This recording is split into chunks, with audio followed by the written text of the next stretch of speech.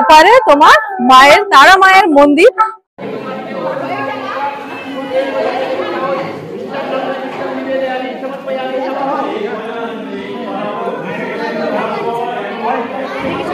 Hey guys, good morning and welcome back to my channel. আজকে কিন্তু আমি যাচ্ছি তারাপীঠ মন্দিরে।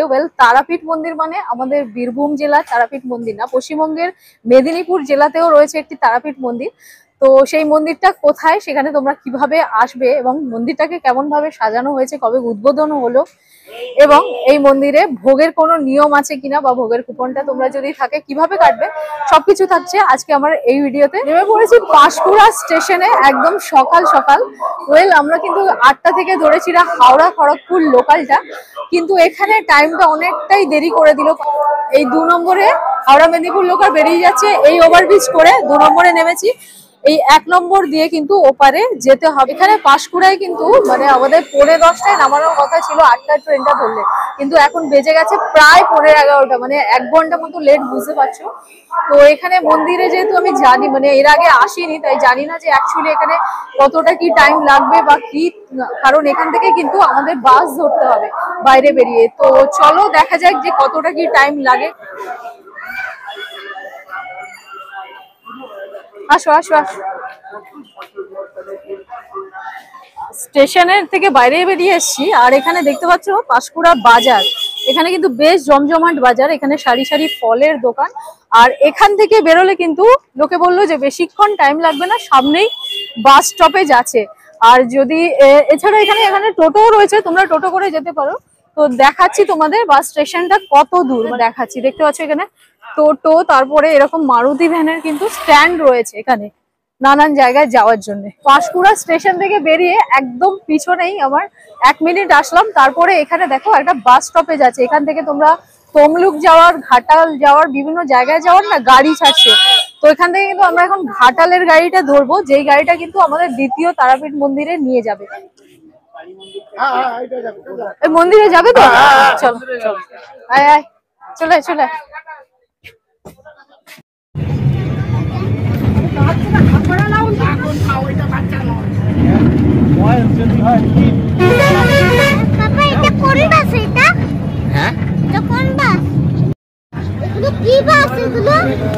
এইগুলো হচ্ছে এক্সপ্রেস বাস।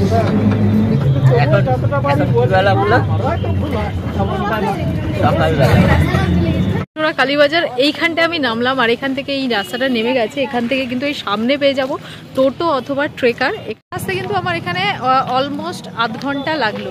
এখানে বাসে 20 টাকা ভাড়া নিল এবং রাস্তাঘাট খুব সুন্দর রাস্তা। তো বেজে গেছে কিন্তু বেশ অনেকটা, 11টা বেজে গেছে। যশোর কালীবাজারে নেমে ওখান থেকে কিন্তু আরেকটা গাড়ি ধরে নিতে হবে তোমাদের, ট্রেকার বা টোটো। তো এখান থেকে 10 মিনিট মতো সময় লাগবে, 15 টাকা ভাড়া দিতে হবে। তোমরা ট্রেকারেও যেতে পারো, টোটোতেও যেতে পারো। এখানে কিন্তু টোটো যেরকম রয়েছে, আরেকটা দেখছি এখানে কিন্তু ট্রেকার গাড়িও রয়েছে। তো এখান থেকে 10 মিনিট লাগবে, আমি ট্রেকারেই উঠবো। কিসে বসেছি, কোথায় বসেছি দেখো।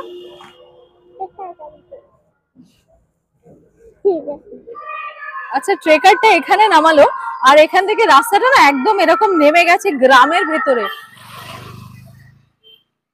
একেবারে গ্রামের রাস্তার ভেতর দিয়ে যাচ্ছি। দেখতে পাচ্ছ মানুষজনের বাড়ি আছে আর সরু রাস্তা, টোটো ঢুকে যাবে, বড় গাড়ি ঢোকার কিন্তু খুব অসুবিধা এখানে ভেতরে, যদিও সামনে একটা গাড়ি দেখতে পাচ্ছি। এই দেখা যাচ্ছে মন্দির, দেখতে পাচ্ছ।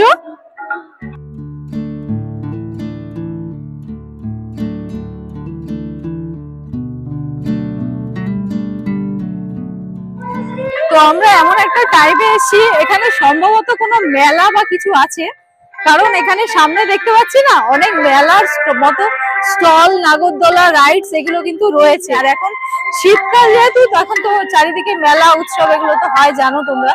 তো ভিতরটায় চলে এসেছি, আর এখানে সামনে কিন্তু ভিতরে ঢুকেই একটা পুকুর দেখতে পাচ্ছি। এই পুকুরে সবাই হাত পা ধুয়ে তারপরে মায়ের মন্দিরে পুজো দিতে যায়।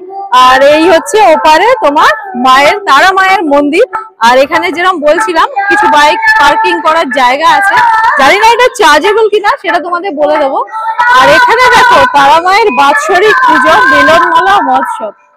তো এখানে যে বোটিং এর ব্যবস্থাটা দেখছো, এটা অন্য সময় থাকে না, এখন যেহেতু মেলা চলছে, মিলন মেলা, তাই এখানে কিন্তু বোটিংটা করা হচ্ছে। এছাড়া পিছনে অনেক রাইডস রয়েছে। তো এরকম একটা দিনে এলাম, বেশি কথা তোমাদের সাথে বলতে পারবো না।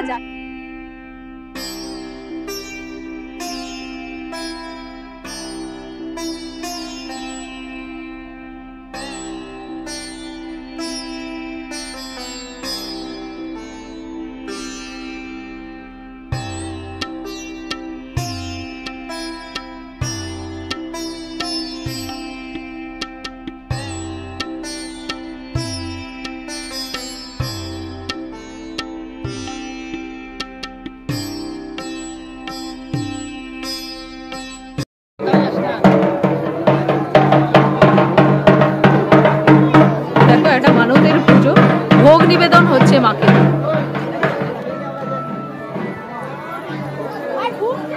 জয় মা তারা।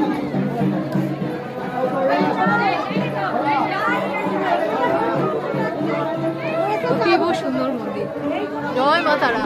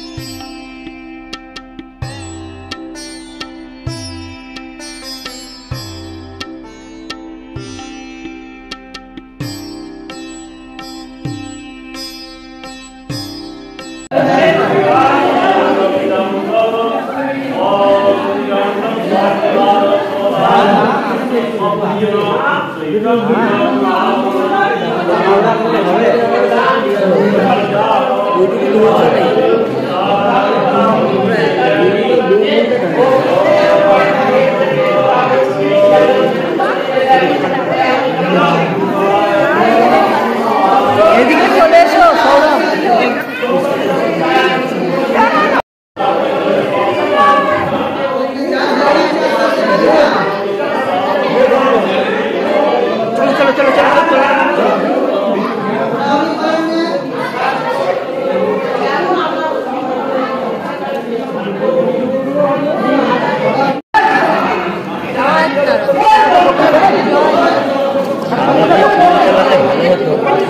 মহিলাগুলো তো মুছছেই না, পুজোটা হয়ে যাওয়ার পরে দাঁড়িয়ে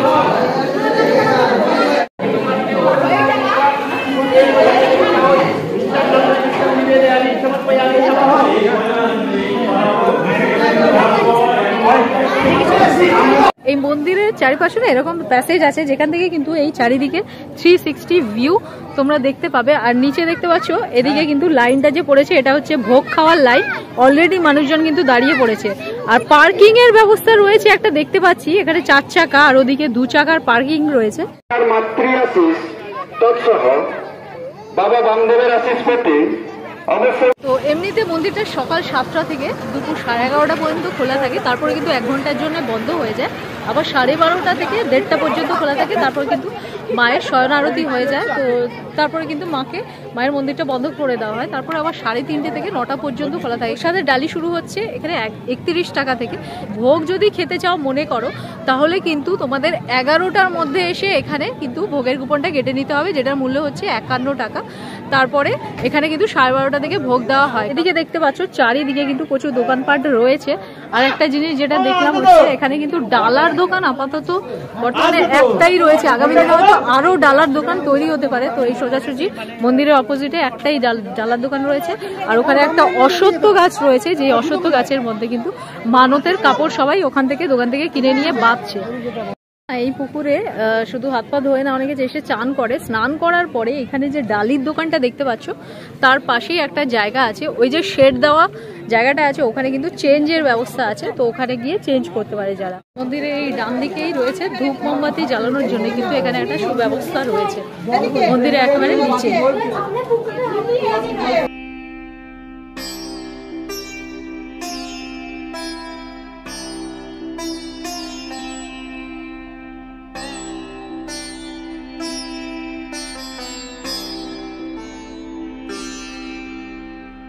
বাবা কেমন লাগছে? ভালো লাগছে। কখন থেকে গাড়িটা চড়বে করছিল, তো ফাইনালি ও উঠে গেছে। এসে দাঁড়িয়ে গেছি ভোগের লাইনে। আর